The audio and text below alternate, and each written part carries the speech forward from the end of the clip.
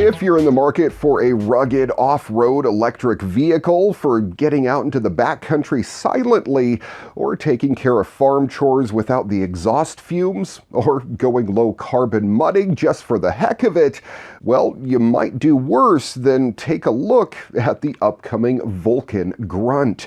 With its fat, high-traction tires, high ground clearance, a 2-hour recharge time, and a fully waterproof rating. Yes, the Vulcan e-Powersport says it can actually be ridden underwater.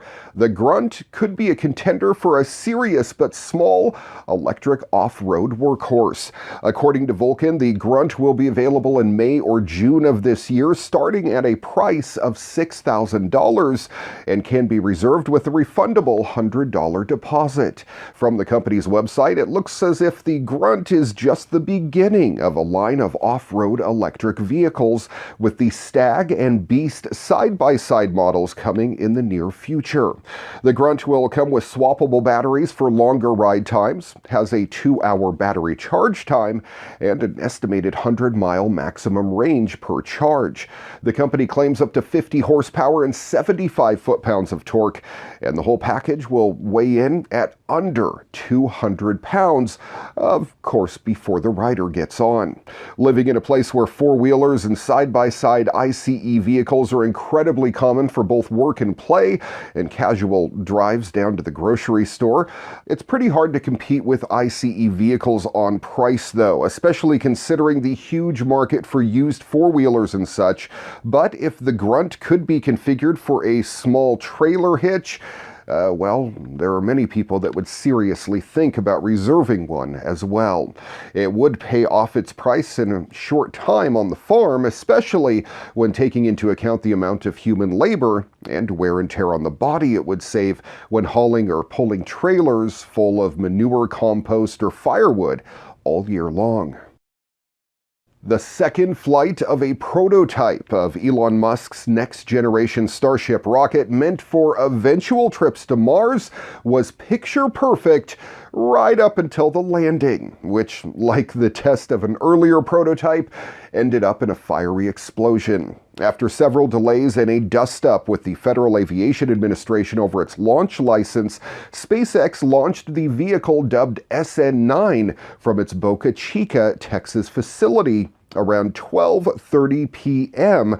This was last Tuesday. The three-engine rocket flew to an altitude of 6.2 miles or 10 kilometers, shutting off its three engines in sequence as it climbed higher. It then began a long fall back to Earth, as its predecessor SN8 did during a test flight back in December. As it came in for a landing, SN9 executed a landing burn to orient itself vertically for touchdown, then appeared to land hard and not quite vertical, exploding on impact just as the SN8 did.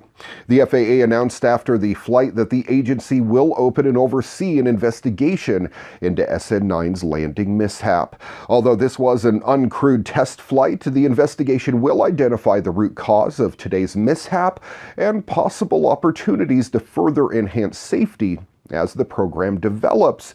This comes from an FAA spokesperson in a statement.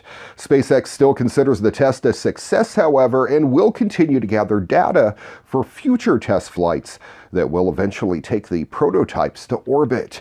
We've just got to work on that landing, SpaceX's John Insprucker said during the live stream of the flight. It became clear early Tuesday morning this might finally be the day for SN9's maiden and only flight, when the FAA said in an emailed statement it had approved the launch license for SN9, while also revealing the December launch of SN8 was done without the full sanctioning of the agency. The revelation helps explain the weeks of delays before the launch of the SN9. Last week, SpaceX and Musk engaged in a staring contest with the FAA, and the FAA didn't blink.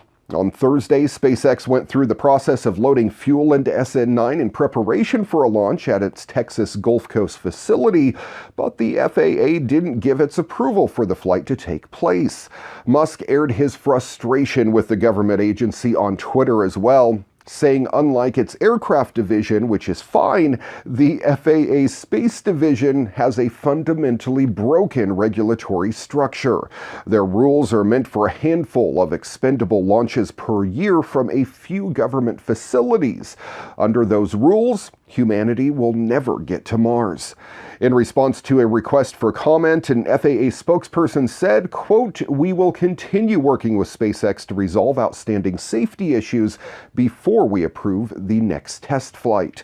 Whatever the source of the drama was, though, the FAA now seems to be fine with the Starship program continuing to move forward. The wait for the next test flight might not be a long one, as the next prototype, SN-10, is already standing on the launch pad not far from where the SN-9 took off.